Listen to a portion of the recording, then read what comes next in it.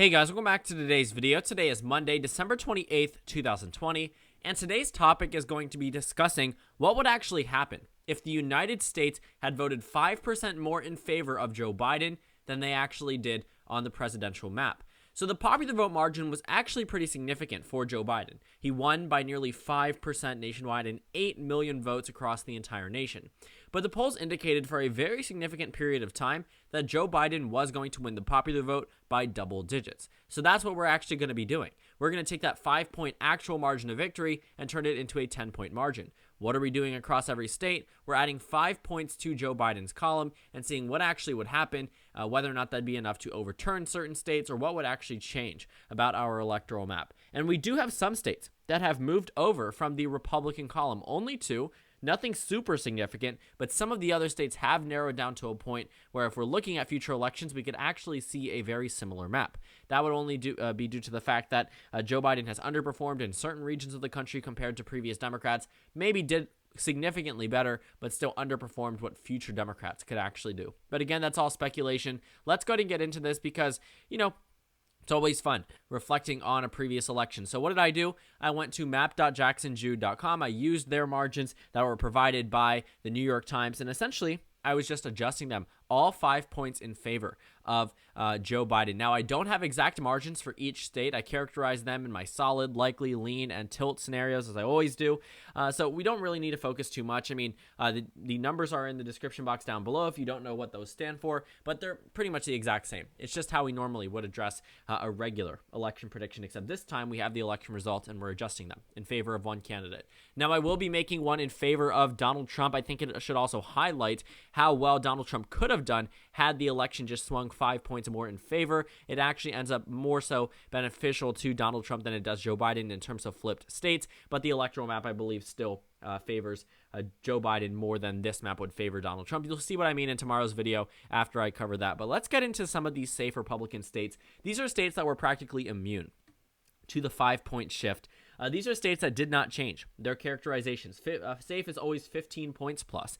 And for very obvious reasons in some of these states, Donald Trump's margin of victory does not move out of the safe column. He won some of these states or districts by 40-50%. He did phenomenal in a number of these states. In fact, some of them, including Arkansas, actually shifted away from the Democratic Party, one of the few states to do so. Why? Well, for specifics in Arkansas, Hillary Clinton had some type of residual support that was enough to actually keep the state more so competitive than 2012, more so competitive than 2020. Almost every other state shifted to the left, but Arkansas actually shifted to the right. And that could be due to the fact that Hillary Clinton had 1% of that voting base, 1 to 2%, that liked the last name Clinton, supported her because of her husband or supported her because of her time in the Senate or Secretary of State that Joe Biden did not get this time around. So those are all of these safe Republican states. It totals up to just 62 electoral votes. Actually, I missed one, so 68 total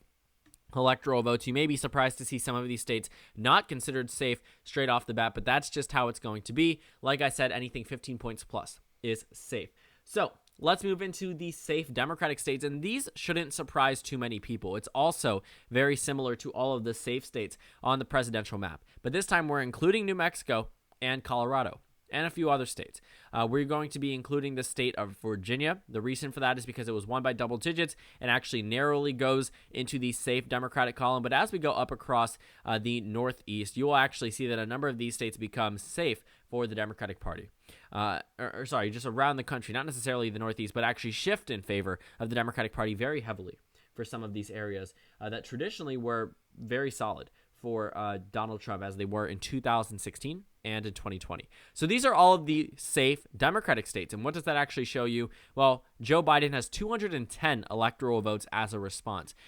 Donald Trump only has 68. So again, further highlighting that Joe Biden would perform obviously much better if you add 5%. Any candidate would, but also it starts off very lopsided in favor of Joe Biden and will only continue that way as we go through the next characterizations. So next we have likely Republican states, and these are states that were pretty solid for Donald Trump. Some of them were safe already, but because of this 5-point shift have narrowed down to becoming likely states. This is the case for Montana. This is the case for Missouri. This is the case for Indiana.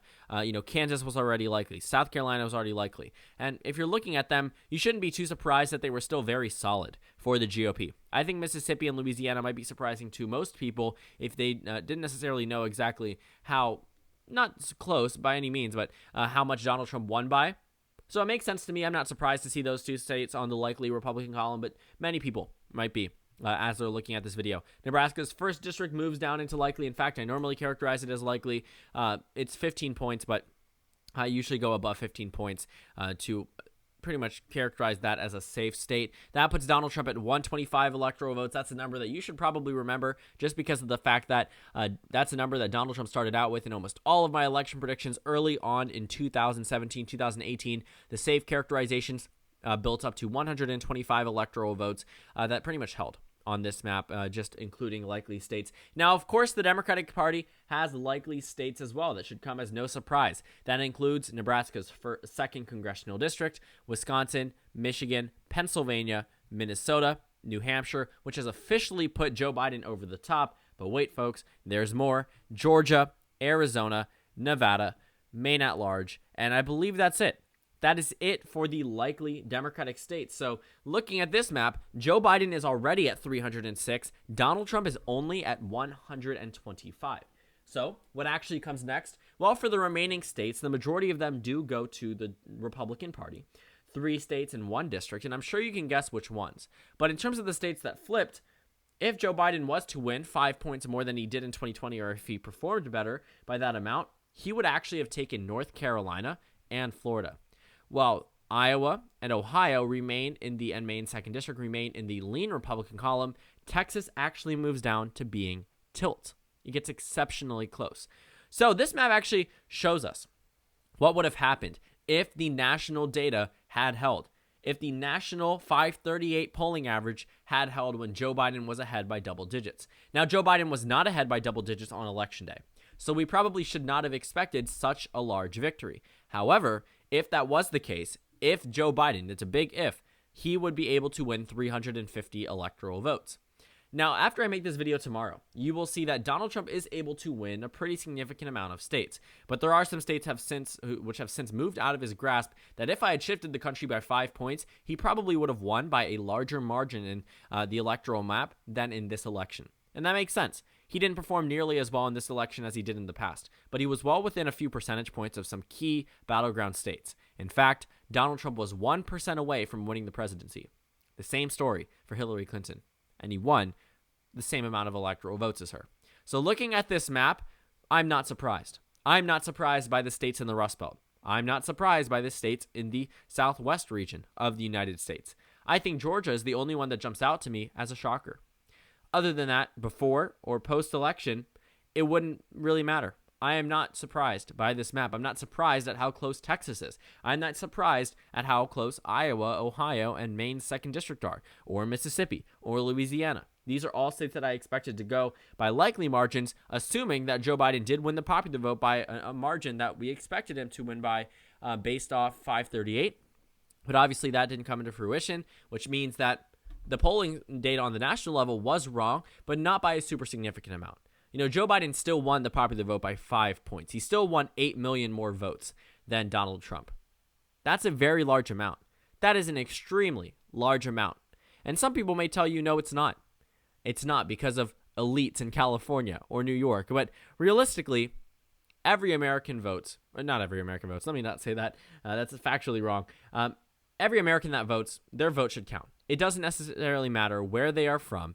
Their vote matters. The popular vote still matters. It still matters for a mandate. It still matters for who is actually going to be in the majority come a next election where, let's say, the House elections, where population and popular vote obviously matters, or in Senate elections. When you're looking at the popular vote, yes, it's not the indicator, it's not the end-all be-all. Someone could obviously win the popular vote but lose the electoral college. But when someone is winning by 8 million more votes than the opposing candidate, 5 points more on the presidential level, obviously something is different. And if this was the map with a Joe Biden victory on the popular vote by 10 points, you can only imagine, this electoral map probably would be, based off the data in 2020, would be 350. But if we were working in a normal election with a 10-point margin of victory, it probably would be much larger. But overall, the popular vote still matters. The popular vote still matters for arguing your case to Congress that you are going to be a president for all the people, or that the majority of people do side with you. Because regardless of who would have won the election in 2016, based off those popular vote numbers, even if Hillary Clinton had won, the majority of Americans would have still voted against her. Same case for Donald Trump. That was not the case for Joe Biden. The majority of Americans voted for Joe Biden. The majority of Americans voted for Obama in both of his terms. Donald Trump cannot say the same. Entering into 2024, I think the popular vote will matter. But the Democratic Party is going to try to get that double-digit popular vote victory. They could win that with 350 electoral votes, or they could still win 306 electoral votes and still win 10 points in the popular vote. It really all depends where that popular vote margins are coming from. But overall, the final map would be Joe Biden 350, Donald Trump 188. So stay tuned to tomorrow's video for my Donald Trump version of this. Thank you guys so much for watching this video. Make sure to comment down suggestions below. Subscribe on the left if you haven't already, and check out the Instagram and Twitter. At the bottom left of the screen, there's also a Discord server for you to go ahead and join. On the screen, there's a video you can watch, and then a playlist for my post-2020 election analysis videos. Again, thank you guys so much for watching, and I will see you all later today. Sorry, tomorrow.